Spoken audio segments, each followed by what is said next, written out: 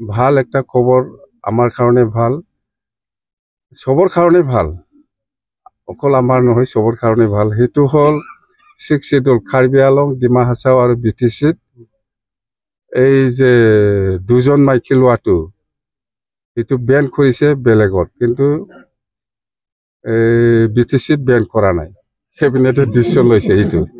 BTC Karbi Anglong আৰু ডিমা হাছাও তাৰমানে বড়ো হওক কোনোবা মুছলিম হওক ৰাজবংশী হওক বা যিকোনো মানুহে দুজন ল'ব পাৰে বুলি কৈ আছে এইটো 6 শিডিউলটো এক্সামটেড ডিমা হাছাও কাৰ্বি আংলং আৰু BTC কিন্তু 6 শিডিউল বাহিৰত দুজন শাদি কৰিব নোৱাৰিব ওটাইতে অসম গভৰ্ণমেণ্টে ডিসিশন লৈছে আমিতো আৰু কি কৰিম আপুনি সঠিক বুলি ভাবে স্যাৰ এটো সঠিক বুলি ভাবি মানে আপনি গভৰ্ণমেণ্টে ডিসিশন লোৱাৰ পিছত আৰু আপনি কি সেইটো ৰং হৈছে বা